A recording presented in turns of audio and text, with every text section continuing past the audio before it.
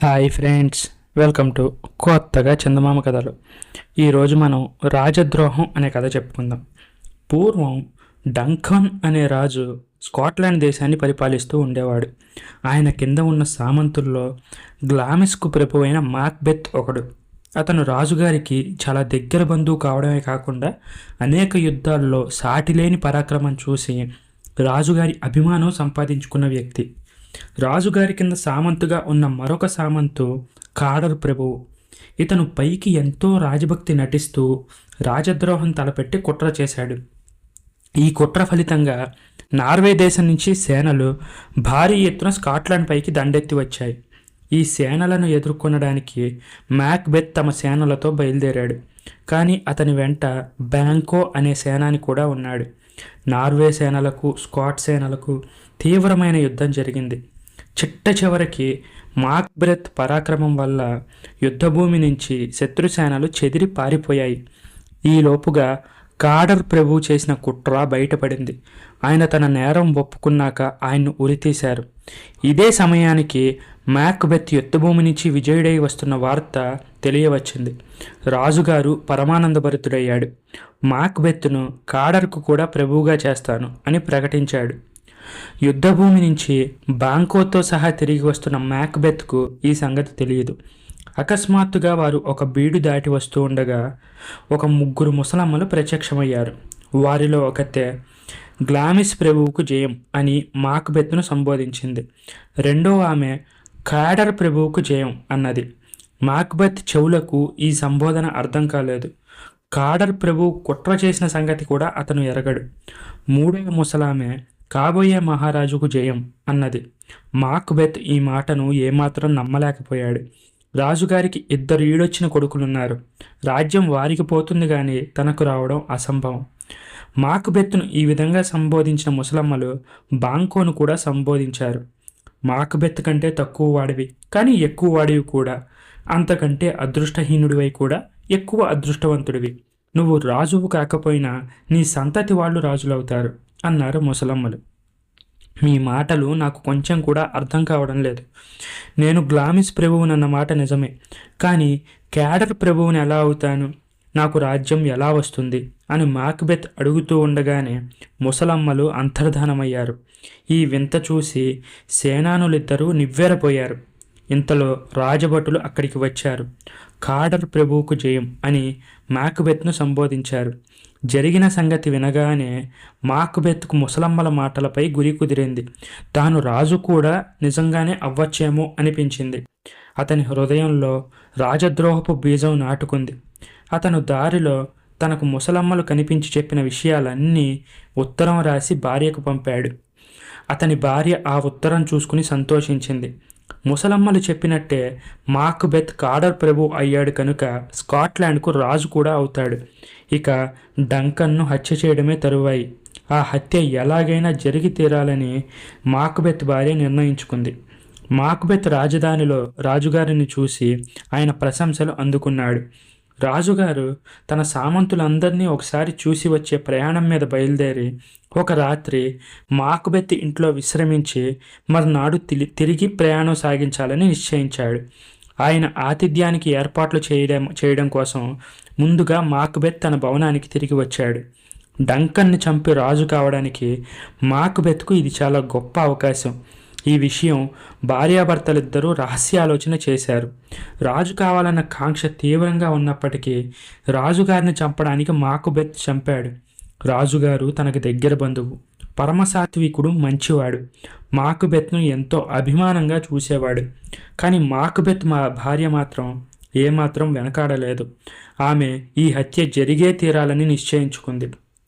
తన భర్త రాజు కావాలనుకున్న నిశ్చయం తప్ప ఆమె మనసులో మరొకటి లేదు. తన భర్తకు దాన్ని బాగా నూరిపోసి ఆమె అతని చేత రాజును హత్య చేయించడానికి ఒప్పించింది. ఆ రోజు ప్రయాణం చేసి ఉండడం చేత రాజుగారు మాక్బెత్ ఇంట్లో భోజనం చేయగానే వెళ్ళి పడుకొని నిద్రపోయాడు. ఆయన అంగరక్షకులకు మాక్బెత్ భార్య పానీయాల్లో మత్తుమందు కలిపి ఇచ్చింది. రాజుగారితో పాటు వాళ్ళు కూడా గురకపెట్టి నిద్రపోయారు.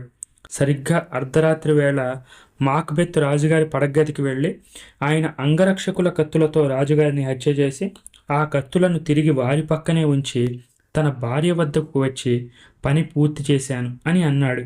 అతని మతిలో లేదు. ఒక గొప్ప పని సాధించిన ఆనందం అతనికి కొంచెం కూడా కలగలేదు.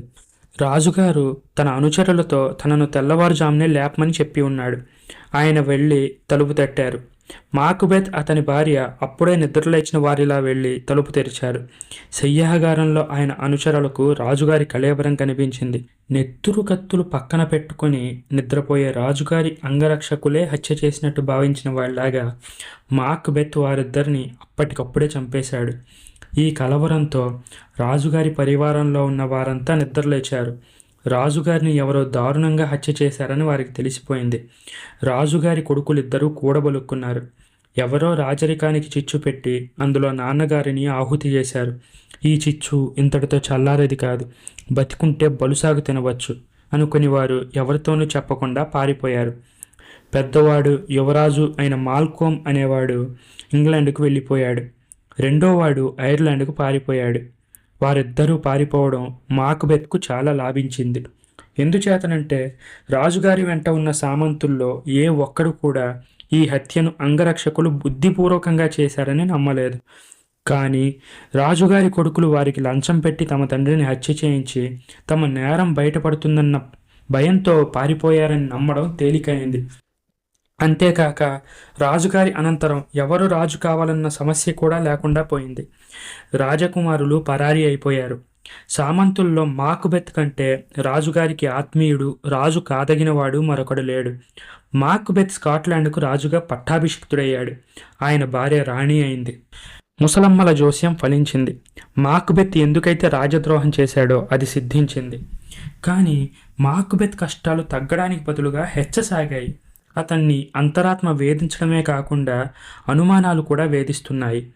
బాంకు అతనికి పక్కలో బల్లెంలా మారాడు.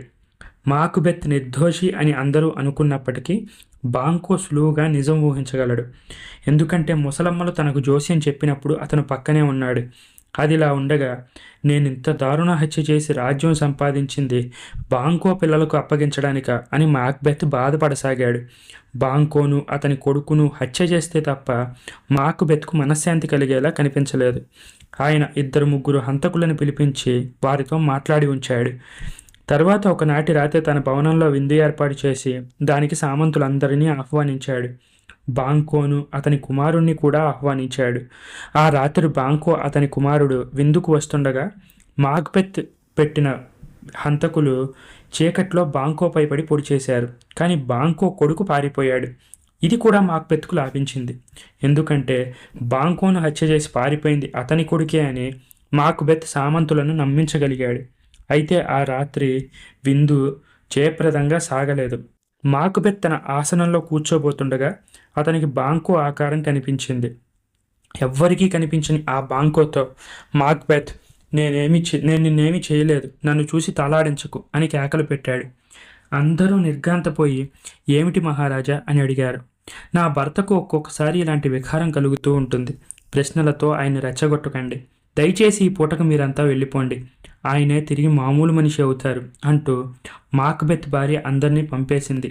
2 హత్యలు చేసిన మాక్బెత్కు మనశ్శాంతి కలగలేదు. బాంకో కొడుకు తప్పించుకొని పోయాడు. ఇంకా తనకు శత్రువులు ఎవరున్నారో తెలియదు. అందుచేత తన భవిష్యత్తు తెలుసుకునేందుకు గాను మాక్బెత్ ముసలమ్మలు తనకు కనిపించిన చోటికి వెళ్ళాడు. ముసలమ్మల 3 కనిపించారు. నాకు కొన్నాళ్లుగా తీరని సందేహాలున్నాయి, వాటిని మీరు తీర్చాలి అన్నాడు మాక్బెత్ వారితో. ముసలమ్మలు దెయ్యాలను ఆవాహన చేశారు. ఒక దెయ్యం ప్రత్యక్షమై ఫైఫ్ ప్రెప్ అయిన మాక్డఫ్ గురించి హెచ్చరికగా ఉండు అని అన్నది. మరొక దెయ్యం ఆడది ప్రసవించిన ఏ మనిషి వల్ల నీకు కీడు రాదు, అందుచేత నువ్వు నిశ్చింతగా ఉండు, నీ ఇష్టం వచ్చినని ఘోరాలు ధైర్యంగా చేయి అన్నది. అయితే మాక్డఫ్ నన్నేమీ చేయలేడు, అయినా శత్రుశేషం ఉంచను, వాణ్ణి హతమారుస్తాను అనుకున్నాడు మాక్బెత్. 3వ దెయ్యం కనిపించి మాక్బెత్ బర్నామ్ అడవి కదిలి డెన్సినేన్ కొండకు వచ్చేదాకా నీకు అపజయం ఉండదు అన్నది. ఈ మాటలు విన్నాక మాక్బెత్కు శాంతి కలిగింది. తనను ఎవ్వరూ హాని చేయలేరని, తనను చంపలేరని అతను నమ్మాడు. అయితే ఒక్క విషయం చెప్పండి, నా రాజ్యాన్ని ముందు బాంకో సంతతి వారు ఏలుతారా అని అడిగాడు. ఈ ప్రశ్నకు సమాధానంగా 8 మంది రాజుల రూపాలు అతని పక్కగా నడిచి వెళ్ళినట్టు కనిపించింది. వారి వెనుకగా బాంకో ఆత్మ వచ్చింది. ముందు వెళ్ళిన 8 మంది బాంకో సంతతి వారని మాక్బెత్ గ్రహించాడు. ఇంటికి తిరిగి రాగానే మాక్బెత్ ఒక దుర్వార్త విన్నాడు. ఫైఫ్ ప్రభు అయిన మాక్డఫ్ పారిపోయి ఇంగ్లాండ్లో ఉంటున్న మాల్కోమ్ను చేరుకున్నట్టు తెలిసింది. మాక్బెత్ను తొలగించి మాల్కోమ్ను స్కాట్లాండ్ రాజుగా ప్రతిష్ఠించడానికి మాక్డఫ్ ప్రయత్నాలు సాగిస్తున్నాడట. మాక్బెత్ ఈ వార్త విని కోపావేశంలో మాక్డఫ్ భార్యని, కుమారుణ్ణి, అతని బంధువర్గాన్ని క్రూరంగా చంపించేశాడు. అతని హత్యాకాండ నానాటికి మితిమీర సాగింది. సామంతుల్లో కొందరు ఇది చూసి సహించలేక పారిపోయి మాక్డఫ్ పోగు చేసుకున్న సేనలో చేరిపోయారు. మిగిలిన సామంతులు ప్రాణాలకు వెరిచి కుక్కిన పేనుల్లాగా మాక్బెత్ వెంట ఉన్నారే కానీ వారికి అతనిపై ఏమాత్రం భక్తి గౌరవాలు లేవు. మాక్బెత్కు ఇప్పుడున్న ఆప్తురాలు అతని భార్య ఒక్కతే. ఆమె తన భర్తను ఊరడించడానికి సాధ్యమైందంతా చేసింది. కానీ ఆమె మనసు కూడా వికలంగానే ఉంది. డంకన్ రాజును హత్య చేయించడంలో తాను నిర్వహించిన పాత్రను ఆమె మర్చిపోలేదు. అర్ధరాత్రి వేళ ఆమె నిద్రలోనే లేచి నడిచేది. డంకన్ రక్తం చేతికి అంటుకొని ఎంత కడిగినా పోనట్టు భ్రాంతి చెందుతూ ఉండేది. చివరికి ఆమె ఆత్మహత్య చేసుకుంది. ఇప్పుడు మాక్బెత్పై సానుభూతి చూపే ప్రాణి అంటూ ఎవరూ లేరు. అతన్ని తుదముట్టించడానికి ఇంగ్లాండ్ నుంచి సేన వస్తున్నట్టు తెలిసింది. అతనికి చావంటే భయం పోయింది. చస్తే తన కష్టాలన్నీ గట్టెక్కుతాయని అనుకున్నాడు. యుద్ధంలో ఆరితేరినవాడు కనుక పోరాడుతూ ప్రాణాలు విడవాలన్న కోరిక మాత్రం అతనికి గాఢంగా కలిగింది. అతను డన్సిన్హెన్ దుర్గానికి వెళ్ళి తన పైకి దండెత్తి వచ్చే మాల్కోమ్, మాక్డఫ్ల కోసం ఎదురు చూడసాగాడు.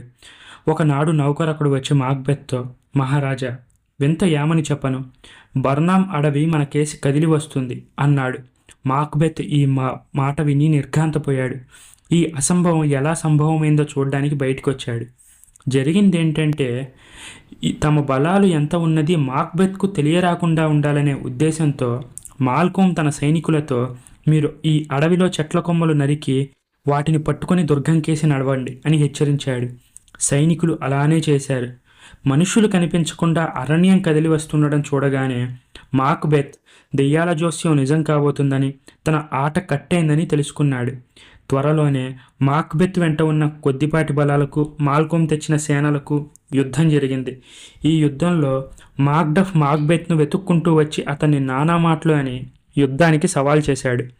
మాక్బెత్ అతనితో యుద్ధం నిరాకరిస్తూ, నువ్వు నన్ను గెలవలేవు, నన్ను చంపగలిగిన వాడు ఆడది ప్రసవించని వాడుగా ఉండాలి అన్నాడు.